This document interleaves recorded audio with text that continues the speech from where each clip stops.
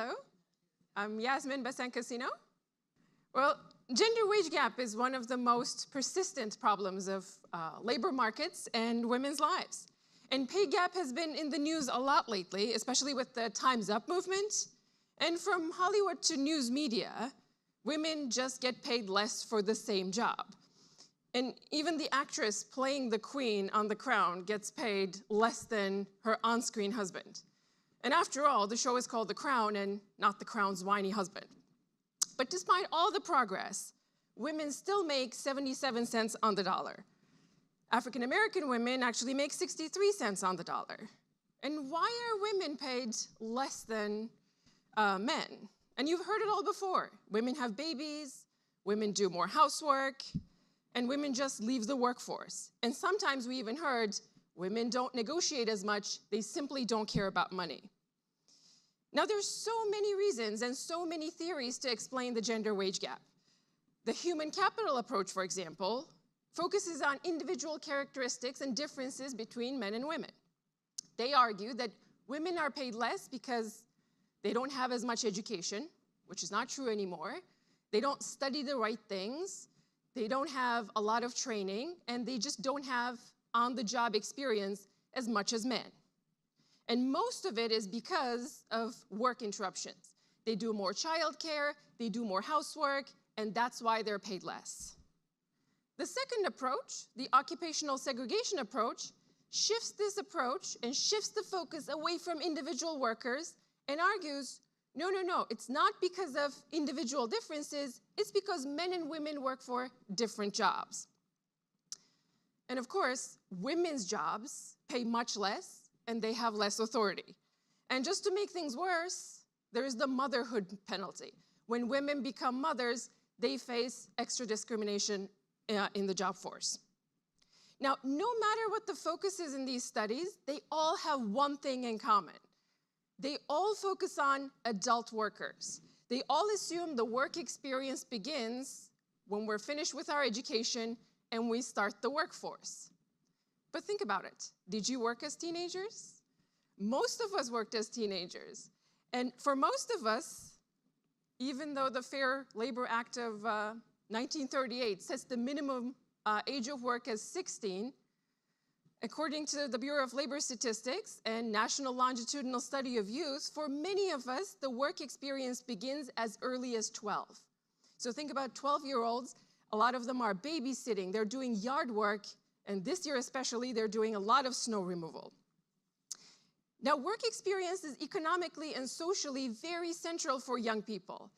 But even though they pour our morning coffees, they fold our sweaters, they babysit our children, when it comes to the wage gap, we don't even think about them. We leave them out of our studies of the wage gap. Now, in my new book, The Cost of Being a Girl, Working Teens and the Origins of the Gender Wage Gap, I focus on these previously neglected teenagers. Now, one reason for that is their work is so important. Even though they're a substantial portion of our workforce, we never worry about them and we never study them. And if we really want to understand this persistent problem of labor markets, we really have to focus on this previously neglected group of teenagers. Now, secondly, and more importantly, I think focusing on these previous experiences and very early experiences of work is especially important because it's like a social laboratory. So think about 12 to 16-year-olds. A lot of these common sense explanations of, well, they just have children, they do housework. These explanations are really not applicable to these early teenagers.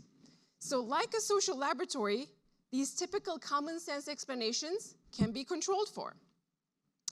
Now for my study, I used a mixed methods approach.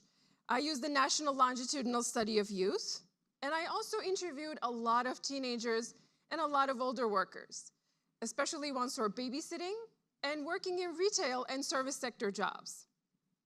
Now, with the National Longitudinal Study of Youth, when you look at 12 to 13-year-olds, they make the same amount of money. But once they reach 14 and 15, you see the emergence of the first gender wage gap. And it just widens with age. Age just makes it worse. There are also other individual factors. For example, race. African American girls face a bigger gap. And most importantly, it's the different types of jobs. Girls stay in freelance jobs, especially babysitting, and once employee-type jobs are available, right, boys move into them very, very quickly, and girls stay in freelance jobs. And the rest is just cost of being a girl. Now, I wanted to understand these mechanisms of gender inequality, right? How are these inequalities experienced and reinforced in everyday life? So I interviewed many young people about their work experience. First, I talked to freelance workers, especially babysitters. And babysitting is done predominantly by girls, but today, boys are in demand, especially for babysitting boys and especially teaching them about sports. They are sought after. And even though there are not very many male babysitters, their pay is substantially higher. They're preferred by parents, especially to bond with boys, and they're usually hired to teach them about sports and be an older brother figure. Now, babysitting girls, even though the job sounds the same, the lived experience of the job just isn't the same. They tend to have male babysitters tend to have little unpaid hours. Their time is respected, and they don't have a lot of out-of-pocket expenses. And they're rarely asked to run an errand. Whereas girls, they cook, they clean, they do homework with the kids. And what's really interesting about it is girls are paid much less. And when they ask for more money, boys get more money and girls just don't. Now, one of the most dominant explanations of the wage gap is, we've heard it before, women just don't negotiate, they don't ask for more money. And as with all explanations, this one carries a potential solution, right? In the past few decades, we've seen the proliferation of negotiation workshops, classes, even YouTube tutorials about how to ask for more money. While they're very well-intentioned, this approach usually blames the women for their lower pay. And they want them to be the agents of gender equality. But unfortunately, this view overlooks a lot of assumptions and a lot of expectations about gender. The fact that negotiations might help men, and they simply don't help women as much. Now, as a part of this research, I carried out an experiment. I asked participants, and these are over 100 participants, most of them used babysitters before. I asked them, are they willing to give, and in this case, Molly or Jake, a raise when they ask for one. So all my participants, and let me show you the vignette I presented them with. So all my participants were given this vignette, and there are two experimental conditions in this case. So they're told, a few months ago, you hired Molly or Jake for a regular babysitting job. You've heard nothing but good things from the child, and Molly and Jake said that he or she very much enjoys the job and has formed a strong emotional connection with the child. And the child especially liked the way Molly or Jake frequently brings either homemade or store-bought snacks to the babysitting sessions. Now, after 6 months of regular work, Molly or Jake asked for a significant increase in his or her hourly rate. You can afford the extra pay, but you believe that you can also find someone else who would do the babysitting for what you were originally paying. Now, as you can see, there are two experimental conditions. You can get Molly or Jake, so gender is one of them, and the second one is an emotional connection. As we know, the golden rule of babysitting is love and care, and since there's so much care work, I wonder if care work actually helped. Does caring for the child really help you get more pay or not? And my findings were interesting. Now, first of all, Jake with the emotional connection was not viewed positively at all. And this goes to some of the gendered assumptions about boys as well, right? It shows biases of the parents. They thought boys just are not equipped to show love and care. But even though they were ambivalent about Jake, who showed a connection to the child, they still gave him the raise. Now, Jake, without the emotional connection, was professional, right? And he was the one who was most likely to get the raise. For Molly, things were complicated. For Molly, either way, she didn't get the raise.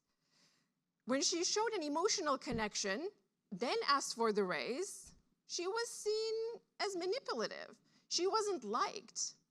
Whereas if she didn't show a connection, she was just cold and calculating. So either way, Molly does not have a lot of options. Now, one of the problems about babysitting was a lot of the girls found jobs through informal networks. But these extended networks, even though they made it easy to find jobs, they also found it difficult to ask for money. One of my participants said, "It's my godmother's daughter's child, so I can't possibly ask for more money."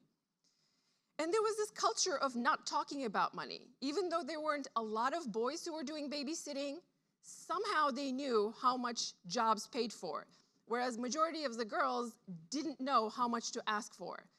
Even if they negotiated, they didn't know what the going rate was. So this culture of not talking about money was really hurting girls.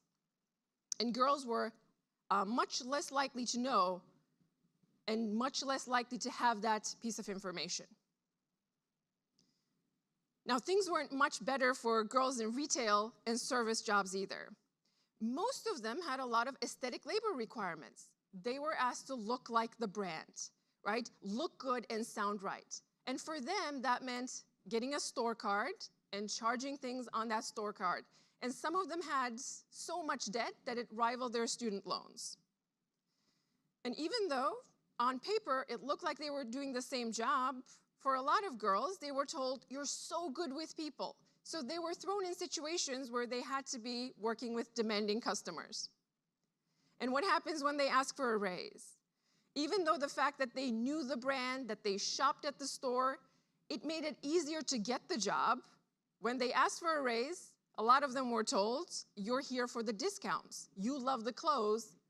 Why have more money?" Now, overall, my findings show that the pay gap starts a lot earlier than previously reported. And most of our common sense explanations and our trusted theories simply fail us. And they fail to explain the pay disparity among very young teenagers. Now, if we want to solve this persistent problem, we need to pay attention to the origins of the gender wage gap and understand the everyday mechanisms. Now, these findings are important because it is essential to shift the burden away from the individual victims and see this and treat this as a systematic problem of institutions. The problem isn't that girls are not asking for money, it's also what happens when they ask for more money. Now, because women are expected to perform this disproportionate amount of emotion work, asking for more money for them is seen in opposition of care and love, and in some cases, devotion to work. And asking for more money also results in lower evaluations for women. It does make them seem more disingenuous and manipulative. They're simply not team players. And this is a problem men just don't face. Now, another important problem young people face is the lack of reliable information. It's not about negotiating, it's about not knowing where to start. Now, this is not an unsolvable problem. And in the past couple of months, we've seen a lot of recent legislation. For example, recent legislation in Iceland made it mandatory for businesses over 25 employees to prove that men and women are paid equally. More locally, New Jersey Governor Phil Murphy just signed an executive order barring employees from asking previous pay information, just to avoid replicating past biases. But when male and female employees ask for a raise, the key component is how managers react to it. So I think it's important to provide that negotiation training, not to the individual workers, but to the managers. And more importantly, it's important for young men and women to access reliable information. Now, finally, a lot of the young people I spoke to, a lot of the young women talked about the positive messages they get at home. Not just at home, at school too. You can be anything you want. But the problem was they didn't believe us because they experienced firsthand the problems of the workforce. And until we change the workplace, I think our plans will fail. Thank you so much.